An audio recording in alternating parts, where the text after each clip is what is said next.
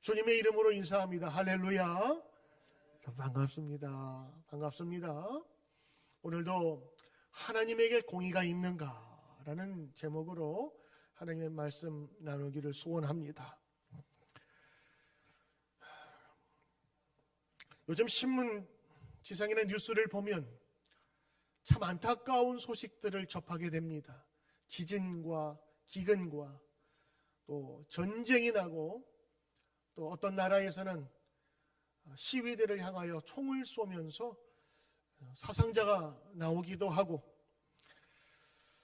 우리는 그때마다 질문을 합니다. 왜 의로운 사람이, 왜 정직한 사람이 저렇게 고난을 당하고 죽임을 당해야 되는가? 법 없이도 살아갈 사람이 왜 고통을 당해야 되는가? 무죄한 사람들의 고통에 대해서 무엇을 우리가 묻겠습니까? 여러분, 어린이 병원에서 소아암으로 죽어가는 아이들을 보신 적이 있습니까? 신방을 가서 그 아이들을 보면 너무 불쌍하기도 하고, 때로는 병원을 나가면서 이런 기도가 나와요. 하나님, 왜죠? 사랑하는 사람을 억울한 사고나 실수로 먼저 하늘나라에 보내거나, 아니면 그러지 말아야 되겠지만 자식을 먼저 앞서서 보낸 사람들은 당연히 인생에 있어서 왜? 라는 질문을 하게 됩니다. 세상에 이런 질문보다 더 많이 논의된 질문이 또 어디 있겠습니까? 원인을 알 수 없는 고통과 고난은 때로는 믿음 생활도 방해합니다. 잘 믿던 사람이 고난당하니까 신앙생활 안 하는 경우도 있어요. 하나님을 믿지 않는 사람들 중에서 교회 안 나가고 내가 예수 안 믿는 이유를 뭐라고 얘기하냐면 이렇게 얘기합니다. 하나님이 계시다면 어떻게 이렇게 세상이 돌아가냐? 문제는 이 문제 속에서 속 시원하게 대답할 수 없다는 겁니다. 심지어는 목사도 설명할 수 없는 고난이 세상에 많기 때문입니다. 여러분, 원치 않는, 그리고 생각지도 않는 고난, 아니 더 정확하게는 큰 죄를 지어서 하늘의 저주를 받으면 그래, 그럴 수 있지. 전설의 고향처럼 원한을 맺은 귀신이 밤마다 나타나서 악당을 3대나 저주하고 고통을 준다면 그래, 벌받아도 싸지 라고 할 텐데, 특별히 이런 질문 많이 하죠. 왜 나에게? 왜 내 인생은 왜? 다른 악한 사람들도 잘 살던데 왜 나의 인생은 이렇게 돼야 되라고 하면서 내 인생에 퀘스천을 달 때가 있다고 하는 겁니다. 때로는 다른 사람의 고통과 억울함에 대해서 우리는 왜라는 질문을 하게 됩니다. 왜? 이유를 알 수 없기 때문에. 많은 성도들이 욥기에서 그 고난의 이유를 발견하려고 그래요. 그리고 찾습니다. 정말 가능한 일입니까?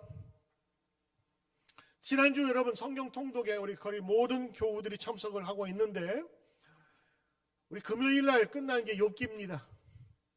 그리고 여러분이 오늘 본문 42장을 금요일 날 아주 생생하게 읽으셨어요. 정작 욥기는 그 문제에 대해서 해답을 주지 않습니다. 그렇다면 욥기를 통해서 배울 수 있는 건 무엇일까? 우리가 욥기, 지혜서라고 하는 이 욥기를 통해서 우리가 하나님에게 받는 메시지는 무엇일까? 여러분, 오늘 이거 꼭 잘 듣길 바랍니다. 욥기를 통해서 주시는 세 가지 귀한 교훈. 첫째입니다. 인간은 고통 속에서 하나님께 나아갑니다. 더 정확하게 얘기하면 인간은 고통을 통하여 하나님께 나아갑니다. 욥기에서 보여주는 것은 알 수 없는 고난의 이유를 이렇게 설명합니다. 사탄에게 하나님이 욥을 내어준 겁니다. 구약 성경에 나오는 욥은 사탄의 도전 때문에 고통당하게 된 대표적인 경우입니다. 욥기 1장에는요, 사단이 하늘 총회에 참석을 합니다. 하나님도 사탄도 같이 모인 것 같아요. 그 회의에서 사탄은 자신이 지구를 다녀봤는데 하나님을 진심으로 경외하는 사람이 세상에 없다고 얘기합니다. 그런데 하나님이 아닌데, 욥이라는 친구가 있는데 그 친구는 신실해, 그러자 사탄이 내기를 겁니다. 하나님, 욥은 하나님 사랑한 게 아니라 하나님이 주신 재산과 재물을 사랑한 거예요. 그에게 재산을 빼버리면 분명히 하나님 배신할 겁니다. 내가 사람의 속을 잘 알거든요. 그러자 하나님도 오기가 발동했나 봐요.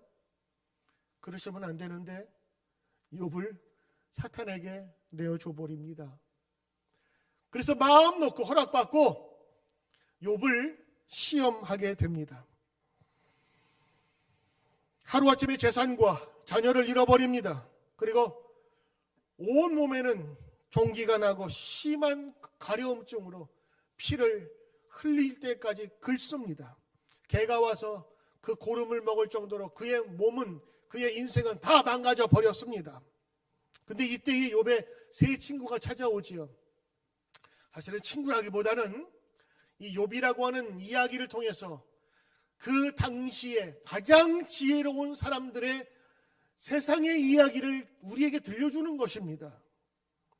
그들의 결론은 간단했습니다. 욥아, 내 말 잘 들어. 콩 심은 데 콩 나고 팥 심은 데 팥 나는 거야. 네가 잘못을 했고 죄를 지었으니까 지금 네가 벌을 받고 있는 거야. 세 명이 돌아가면서 계속해서 이야기를 하는 게 이게 지루할 정도로 3장부터 계속 이어집니다. 결론은 나지 않습니다. 아무리 변명을 해도 그 친구들은 네가 죄가 있다고 얘기를 하는데 욥은 펄쩍 뛸 노릇이지요. 아무리 자신의 잘못을 찾으려 해도 큰 잘못을 찾을 수 없었던 욥은 더 답답했습니다. 그런데 정말 괴로운 것은 그런 자신에게 하나님이 아무런 말도 하지 않으신다고 하는 거예요. 차라리 네가 모르는 죄가 있다고 하나님께서 딱 찍어주시면 좋았을 텐데 하나님도 묵묵부답. 그 당시에 석학이라고 하는 이 세 친구들은 우리 현재의 많은 지식인들의 이야기를 대변하고 있습니다. 그리고 그 당시에 이것이 성경적이었고 율법적이었고 신앙적이었습니다. 답이 아니기 때문에 욥은 더 황당했고 답답했습니다. 욥은 알 수가 없었습니다.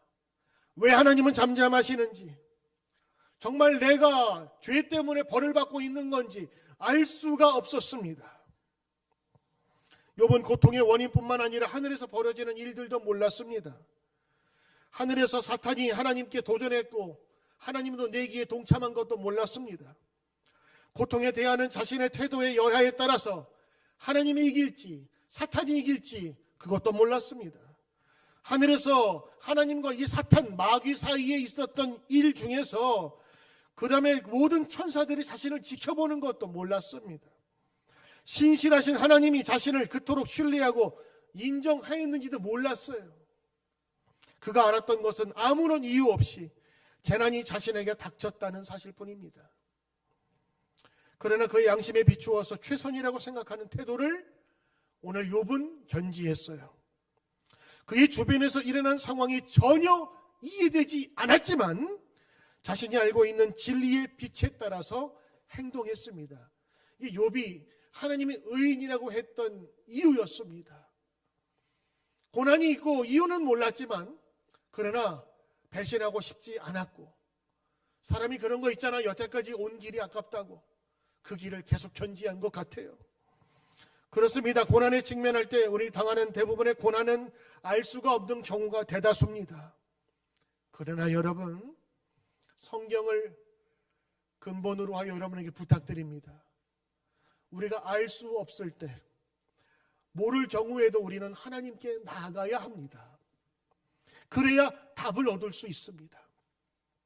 저를 포함한 모든 성도들은 하나님 앞에서 왜? 라는 것을 고민하기 시작합니다.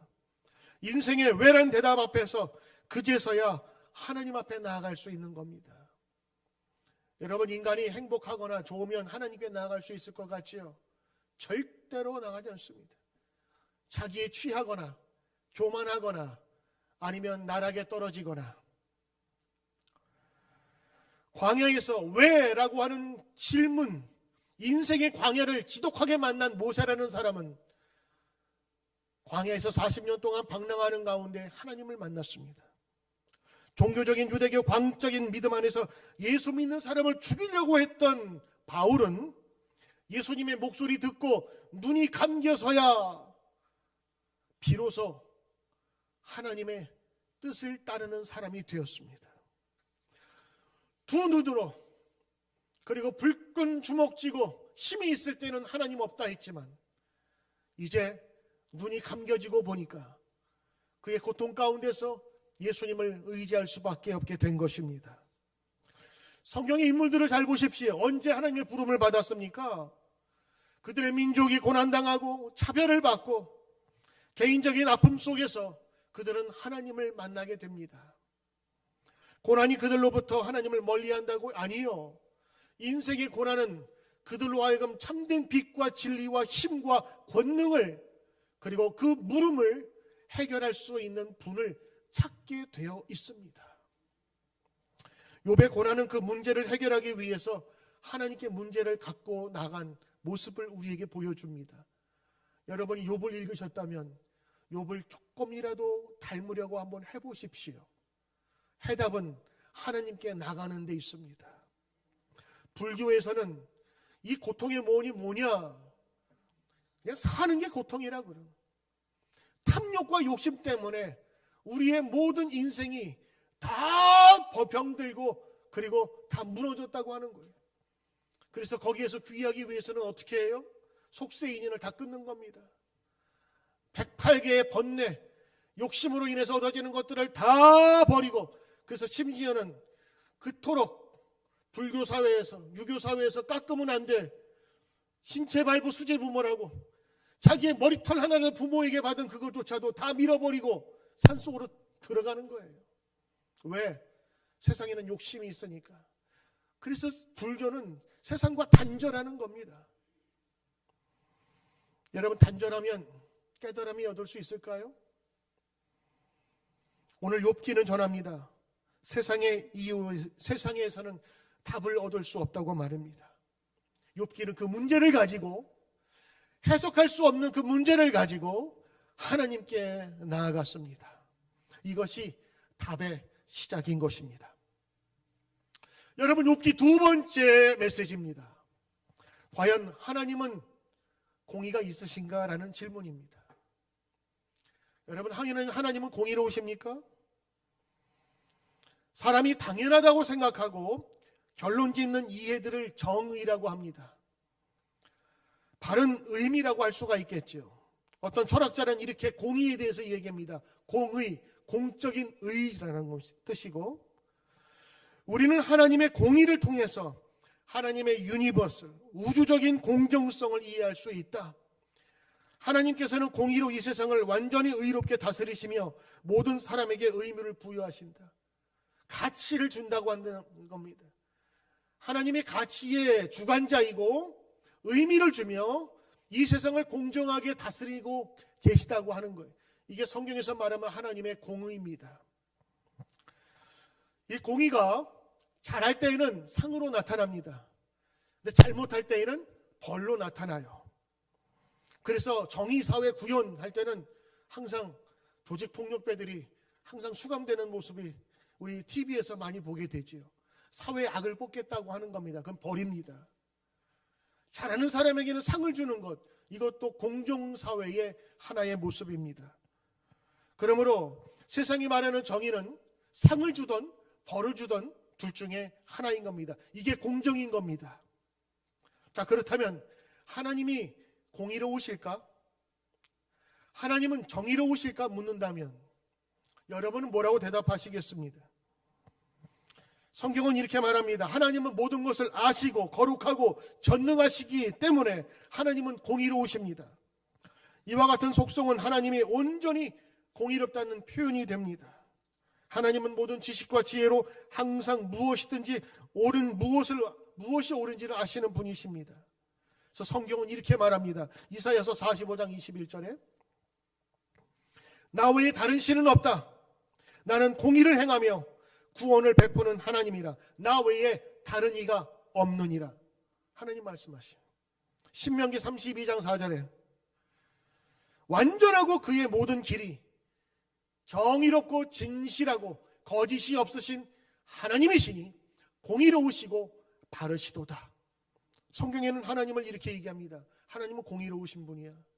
그러므로 인간이 의의를 제기할 수 없다. 그런데 말입니다. 현실이 그러하냐 이겁니다. 특별히 욥은 세 친구가 와서 자기를 돕는다고 와서는 닭 쪼듯이 지금 닥달하고 있는 거. 네가 죄를 저질렀으니까 벌 받고 있는 거야. 여러분, 이 세 친구의 대답은 여러분의 대답 같지 않습니까? 어느 권사님이, 집사님이라고 합시다, 병원에 신방 갔어요. 암에 걸려서 지금 누워 계시고 수술 전해진대. 쓱 환자에게 가서 그렇습니다. 집사님, 잘 생각해봐. 뭐 잘못한 거 없수? 이거 여러분 아픈 환자에게 더 쑤시는 거예요. 그를 위해서 위로하고 힘을 주어야 되는데 뭐 죄 지은 거 없어? 회개해야 돼. 하늘나라 가기 전에. 여러분 지금 욥의 세 친구하고 똑같은 거예요. 근데 우리도 그런 생각 갖고 있는 거예요. 하나님은 공의로우시니까 악인들에게는 벌을 주시고 선한 사람에게는 상을 주실 것이다. 그런데 욥은 당당히 얘기합니다. 나 아니라고. 나 그렇게 큰 죄를 짓지 않았어. 이게 내 자식 다 말아먹을 죄냐고. 내 사업 다 말아먹을 죄냐고. 내 몸이 이렇게 망가질 죄냐고. 욥은 하나님 앞에 그리고 세 친구 앞에서 울부짖었습니다. 오늘 이 욥의 이야기는요, 고난에 관한 이야기만이 아닙니다. 우리의 신앙의 근본적인 것을 건드리고 있어요. 불편한 진실입니다. 욥기 1장 2장에 사탄은 하나님께 얘기합니다. 하나님, 욥이 왜 하나님 잘 믿는 줄 아세요? 하나님 주신 재물 때문에 그래요. 가지고 있는 재산 좀 뺏어 보세요. 안 믿을걸요? 그가 하나님 잘 믿자. 두 번째, 몸을 요구합니다. 하나님, 건강 뺏어 보세요. 내가 아는데 사람들 다 건강 잃어버리고 목숨 앞에 왔다 갔다 하면 하나님 버립디다. 오늘 욥의 고난의 문제는 우리의 믿음에 관한 실제적인 문제를 제기하고 있는 겁니다. 과연 나도 욥처럼 사탄이 내 좋아하는 것과 있어야 될 것을 뺏어간다면 나는 하나님을 계속 믿을 수 있는가라는 질문입니다. 어떤 사람들은 이런 질문을 해요. 왜 하나님이 장차 죄를 지을 인간, 죄를 지을지도 모르는 인간을 만드셨나요? 왜 하나님이 에덴 동산에 선악과를 만드셨나요? 안 만들었으면 될 텐데. 왜 하나님이 죄 지은 하와를 만들었어요? 안 만들었으면 될 텐데. 의로우신 하나님이 정말 사람을 영원한 지옥에 보낼 수 있나요? 만약 자기가 창조한 인간을 지옥에 보내는 신이라면 나는 안 믿겠습니다. 상당히 논리적으로 들리지요. 개인적으로 큰 불행을 당한 사람 가운데는 그들의 불행을 하나님 탓으로 돌리는 사람도 있습니다. 내가 당한 불행을 생각하면 하나님의 공의는 전혀 찾을 수가 없어. 성경에 나오는 많은 사건과 하나님의 역사하는 방법 가운데 우리가 이해할 수 없는 것이 많습니다. 성경은 이렇게 말합니다. 신명기 29장 29절에 감추어진 일이 있는데 이건 인간이 모르는 일이다. 우리 하나님 여호와께 속한 것이 있고 나타날 일, 현상들, 지금 우리가 보는 쇼업된 이 세상은 영원히 우리와 우리 자손에게 속하였나니 이는 우리에게 이 율법의 말씀을 행하게 하심이라. 우리가 모르지만 율법의 말씀을 행할 것은 우리 가운데 나타나 있다고 하는 것입니다. 이사야서 55장 8절 9절 말씀, 하나님은 우리의 생각이 다르다 말씀하십니다. 이는 내 생각이 너희의 생각보다 다르며 내 길은 너희의 길과 다름이니라. 여호와의 말씀이니라. 이는 하늘이 땅보다 높음 같이 내 길은 너희의 길보다 높고 내 생각은 너희 생각보다 높다. 하나님께서 말씀하시는 거예요. 오늘 바울은 얘기합니다. 로마서 11장 33절에 깊도다 하나님의 지혜와 지혜식에 풍성함이요 그의 판단은 헤아리지 못할 것이며 그의 길은 찾지 못할 것이로다. 비교가 할 수가 없습니다. 여러분 자녀들이 갖고 있는 장난감 차하고 테슬라 전기자동차하고 비교가 할 수가 있겠어요? 그보다 비교가 불가능한 것이 하나님과 인간의 관계요, 인간의 차이인데 우리 인간의 지식으로 어떻게 하나님의 모든 것을 알 수 있겠습니까? 하나님의 전능하신 공의로우심이 있다 한들 우리 사람이 깨달을 수 있는 길은 많지 않을 것입니다. 사도 바울이 하나님에게 간절히 기도한 게 있어요. 하나님, 내가 금식을 하면서 내가 3년에 1년에 한 번씩 3번을 정말 하나님의 목숨 걸고 기도했지 않습니까? 내 병을 고쳐주십시오.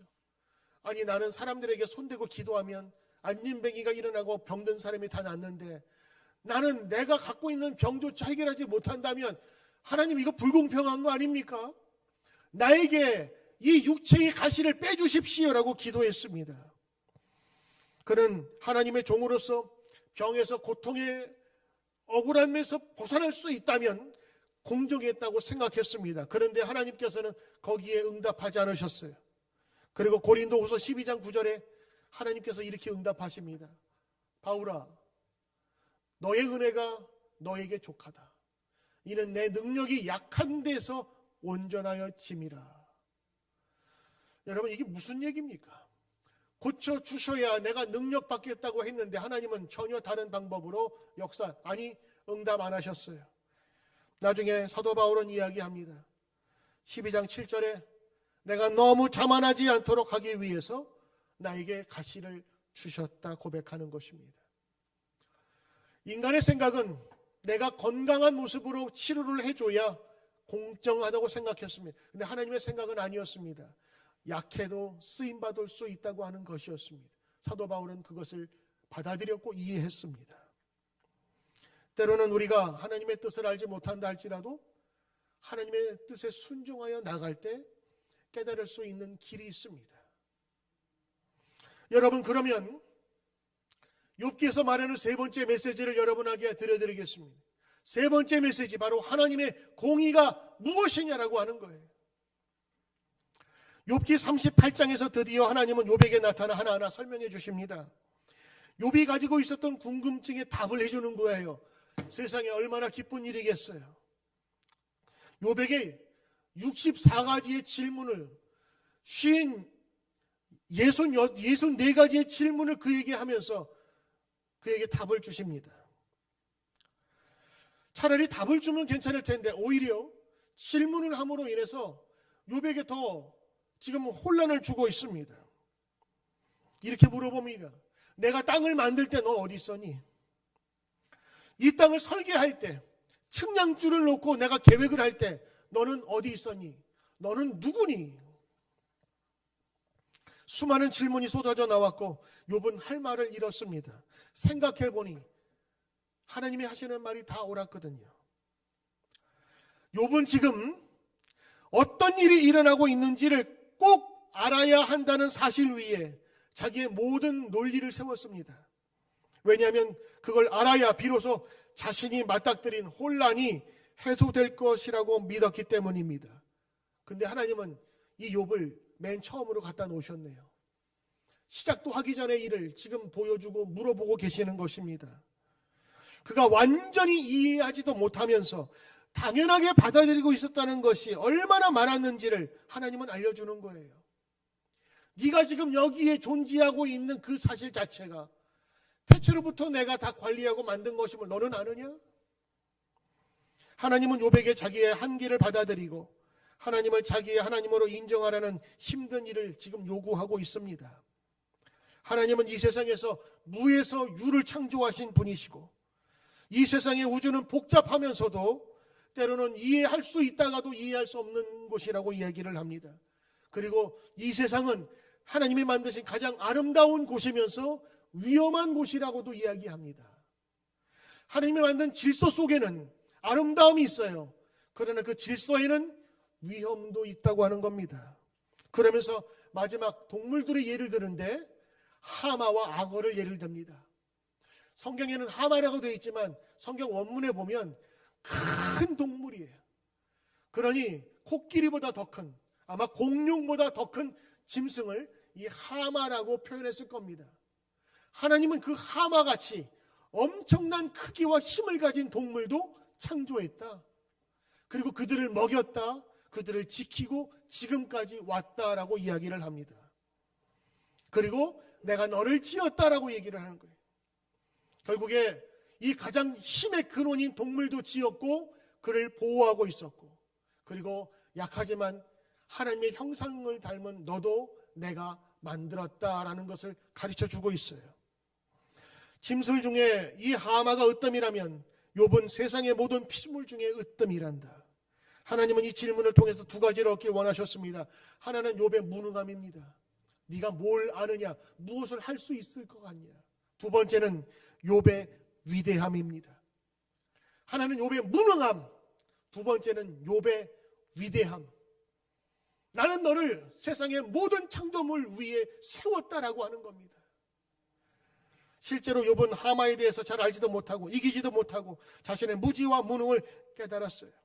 동시에 하마를 창조하시고 먹이시고 다스리시는 하나님께서 하마보다 더 존귀한 욥을 창조하셨고 다스리고 먹이신다는 사실을 깨닫게 되었던 겁니다.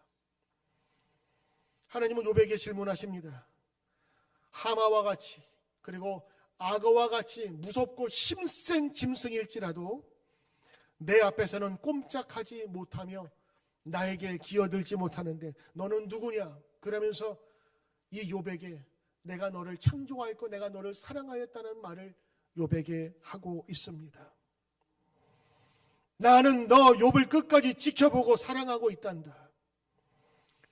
이 수많은 창조물 중에서 내가 너를 창조하였다라는 이 천상천하 유아 독전, 하나님께서 그에게 함께 하셨다는 이 메시지를 전해 들은 욥이 하나씩 하나씩 자기의 자아가 깨지기 시작합니다. 그러면서 문득 하나님께서 지혜 주시면서 그가 깨닫기 시작하는데 드디어 해답을 찾기 시작한 겁니다. 42장 1절부터 3절에 이렇게 말합니다. 욥이 대답하여 가로되 주께서는 무소불능하시며 어떤 경영이든지 이루지 못하는 것이 없는 줄 압니다. 무지한 말로 이치를 가리키는 자가 누구이니까 깨닫는 자도 못한 일을 말하였고 스스로 말할 수도 없나니 헤아리기도 어려운 일을 말하였나이다. 지금 자기 스스로 하나님의 전능하심에 도전한 것을 지금 회개하고 있는 겁니다.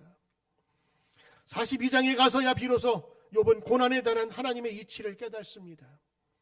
고난에 대한 하나님의 이치, 즉 고난을 주시는 하나님을, 바로 하나님의 그 목적이 인간을 위한 사랑이었다는 사실을 깨닫지 못했다가 이제 하나님의 이야기를 듣고 깨닫기 시작한 겁니다. 이 모든 우주와 지구의 모든 질서와 아름다움이 마지막 피조물 하나님의 형상을 닮은 인간을 위한 것인데 이 세상 속에서 때로는 위험이 있을 수 있다고 하는 것이며, 그러나 나는 너를 마지막까지 사랑한다는 하나님의 메시지를 전달하였습니다.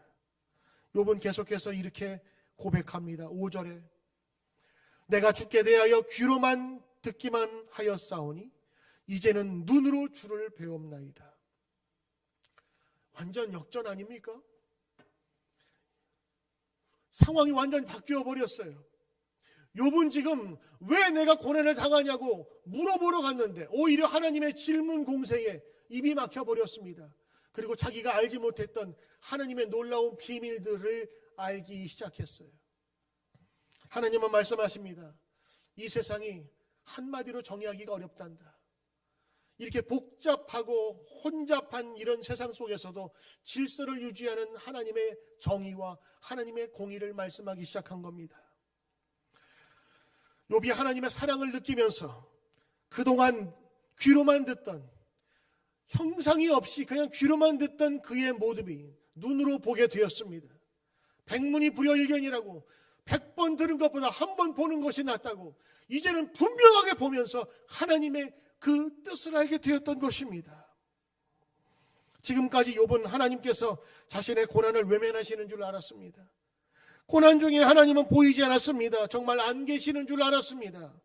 더군다나 친구들이 욥에게 얘기합니다. 너는 죄를 지었기 때문에 벌 받는 거야.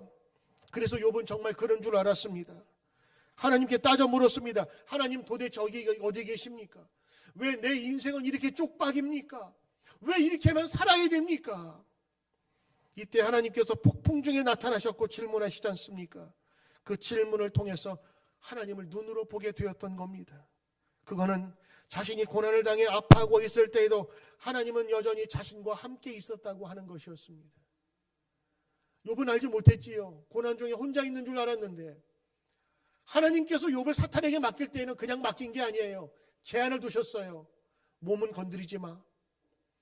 생명은 건드리지 마. 그를 버린 게 아니라 그를 신뢰했고 사랑했기 때문에 고난이 있을 수 있다고 하는 것을 욥이 깨달은 거예요. 하나님이 나를 이처럼 신뢰하셨구나. 하나님이 나를 이렇게 사랑하셨구나. 그때부터 욥이 하나님을 눈으로 보기 시작을 했습니다. 여러분, 하나님의 공의가 정말 있습니까? 그렇다면 무엇입니까? 우리 예수님께서 십자가에 달려 고난당하실 때 하나님 아버지는 어디 계셨습니까? 심지어 예수님도 이렇게 말합니다. 엘리 엘리 라마 사박다니, 하나님 어찌하여 나를 버리셨나이까? 하나님은 아들을 정말 버리셨나요? 아들의 고난을 외면하셨나요? 아버지 역시 아들의 죽음의 현장에서 함께 고통스러워하지 않았을까요? 아이는 죽겠다고 병상에 누워있지만 그보다 더 아픈 분은 그의 어머니요 그의 아버지라는 사실을 여러분 아십니까? 하나님은 십자가에서 나타나지 않았습니다. 그래야만 하나님의 공의가 드러났기 때문입니다. 로마서 5장 6절에 8절에 우리가 아직 연약하였을 때에 기약대로 그리스도께서 경건치 않은 자 죽을 자들을 위하여 죽으셨도다. 우리가 아직 죄인 되었을 때에 그리스도께서 우리를 위해 죽으심으로 하나님에 대한 우리의 자기의 사랑을 우리에게 보여주셨느니라. 우리가 아직 죄인 되었을 때에 우리를 위하여 예수께서 죽으셨다 하는 것입니다. 여러분, 우리가 언제 하나님을 알기나 했습니까? 우리가 언제 예수님 알기나 했습니까? 우리가 죄인 되었을 때에, 우리가 전혀 예수를 알지 못했을 때에 하나님은 그 독생자 아들을 우리에게 주신 겁니다. 그 사실 여러분 아셨습니까? 나는 몰랐지만 그것은 사실이었습니다. 여러분, 오늘 결론을 짓습니다. 우리는 억울한 일, 내가 이해하지 못하는 고난에 대해서 왜 인생이 이 모양이냐고, 하나님은 어디에 있냐고 우리는 부르짖습니다. 그러면서 하나님의 공의는 망했다고 이야기할 때가 있습니다. 우리 모두는 내가 잘하면 하나님께서 복 주시고 못하면 벌 주신다는 그 믿음이 있습니다. 그러나 하나님은 그것에서 자유하십니다. 사실 죗값으로 마땅히 멸망당해 지옥에 가야 할 우리들을 구원해 주신 것 자체가 인과 응보의 교리에 맞지 않아요. 그런데 하나님은 그런 우리를 구원해 주셨습니다. 이것이 하나님의 정당입니다. 그런 의미에서 하나님은 공의로우신 거예요. 하나님의 방법이 맞은 거예요. 그것이 하나님의 의로움이십니다. 로마서에 보면 믿음으로 말미암아 우리를 의롭다 칭하셨어요. 인정해 주신 거예요. 우리의 공의와 우리의 잘된 그 모습이 아니라 죄된 모습이라 할지라도 믿음을 가진 우리를 의롭다 인정해 주신 겁니다. 이것이 하나님의 의로움입니다. 많은 사람들은 인간이 생각하는 공의를 생각합니다. 잘하면 상, 못하면 벌. 그런데 하나님의 의로우심은 죽을 나까지 살려주신다는 의로움이십니다. 여러분이 지난 주일 한 주간 동안 욥기를 읽으셨습니다. 우리 성경 100일 동안에 함께 말씀을 읽는 여러분들이 지난 주간에 욥기를 금요일날 다 마쳤을 거예요. 그때 여러분, 제가 여러 집사님으로 하여금 이런 얘기를 들었어요. 목사님, 이번에 욥기를 2번째 읽어봐요.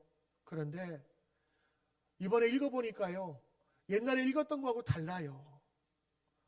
우리가 어떻게 하나님에게 이런저런 얘기를 할 수가 있겠어요?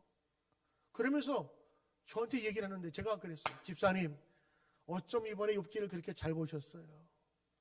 욥기는 고난에 대한 해석이라기보다는 하나님의 전적인 주권과 하나님의 공의가 무엇인지를 알려주는 그 내용이에요. 이 내용에 접근하게 되면, 패스워드를 집어넣으면 고난의 문제가 해결된다니까요. 우리 교회 한의사이신 박도원 집사님, 우리 예배 드리고 계신데 저분이 얼마 전에 회심했습니다. 저한테 찾아와서 얘기합니다. 목사님, 저에게 드릴 말씀이 있습니다. 저는 교인들이 뭐 드릴 말씀이 있다면 되게 불안해요. 예배 끝나고 같이 만났는데 집사님이 덜떡하는 얘기가 목사님 저 개종했습니다 그러더라고요. 속으로 그랬어요. 불교만 가지 마세요. 개종했다니 목사가 얼마나 섬찟했겠어요. 근데 저한테 그러는 거예요. 목사님 기독교로 개종했습니다. 기독교의 신앙 안에 정착했다는 그런 뜻이죠. 저분이 1월 중순쯤에 은혜를 받았는데 나중에 알고 보니까 이 욥기를 읽으면서 완전히 변화가 돼. 욥에서 말하는 하나님의 공의와 정의가 쓰나미처럼 자기에 물려오는데 그날 밤 눈물로, 그리고 저분이 계속해서 하루에 한 장씩 비망록을 써서 저한테 보내요. 저도 그거 읽으면서 은혜 받고, 그러면서 참회의 기도문을 쓰고 하나님에 대한 감사로 매일매일 눈물 젖은 밤을 지내고 있어요. 저분 때문에 남자 성경 공부가 시작됐어요. 저하고 지금 둘이서 같이 성경 공부합니다. 너무 기쁜 나머지 우리 교인 전교인 대접하고 싶대요. 근데 코로나라 못했어요. 몇 분만 대접했어요. 저분이 뭐에 은혜 받았느냐? 하나님의 공의가 나한테 온 거예요. 난 죽을 사람인데 어떻게 하나님께서 나를 사랑하시는가? 이게 하나님의 전적인 의의가 느껴지기 시작한 거예요. 거기에 함께 식당에 참석했던 많은 집사님, 권사님들이 부럽습니다. 집사님 격려합니다. 어떤 분은 집사님에게 밥 사주고 싶대요. 그러면서 그에게 힘이 돼주고 싶대요. 어디에 넘어졌어요? 하나님의 공의 앞에 무너진 거예요. 욥도 그랬어요. 하나님이 어떻게 이러실 수가 있는가? 그런데 하나님의 그 뜻을 알고 보니까, 하나님의 공의가 자기에게 임하고 보니까 이제는 귀가 아니라 눈으로 하나님 봅니다. 나는 절대로 흔들리지 않겠습니다. 나를 이렇게 신뢰하고 사랑하시는지를 내가 몰랐습니다. 하나님 사랑합니다. 여러분, 이것이 욥기의 메시지입니다. 그 하나님의 사랑을 알면 고난의 문제 해결될 수 있는 겁니다. 하나님의 공의가 있냐고 묻는 사람들은 죄인인 여러분들을 죽이지 아니하시고 그 아들을 보내셔 당신을 구원하신 이유가 무엇인지도 물어봐야 되는 겁니다. 하나님의 공의는 죄인임에도 불구하고 역설적으로 우리를 구원하신 하나님의 능력에 있는 겁니다. 하나님의 독생자 예수 그리스도를 세상에 보내셔서 구원을 이루신 것입니다. 그게 바로 당신입니다. 그것을 믿는 것이 기독교요, 크리스찬입니다. 사랑하는 성도 여러분, 하나님이 욥 이상으로 여러분을 신뢰하시고 욥 이상으로 여러분을 사랑하십니다. 오늘 그 확신이 여러분 가운데 있기를 소망합니다. 기도하겠습니다. 하나님, 왜 세상이 이러하냐고, 왜 나만 겪는 고난이냐고 투정하지 않게 하소서. 왜냐하면 하나님 우리를 너무도 사랑하시기 때문입니다. 우리를 절대 버리시지 않으셨는데 그놈의 사탄이 우리를 시험하고자 우리를 내동댕이 치고 우리를 괴롭히기 때문인 줄 저희들 믿습니다. 우리를 끝까지 인도하시고 버리시지 아니하시는 하나님을 믿게 하옵소서. 원망과 불신보다는 감사와 찬양이 우리 가운데 충만케 하옵소서. 예수님 이름으로 기도드립니다. 아멘.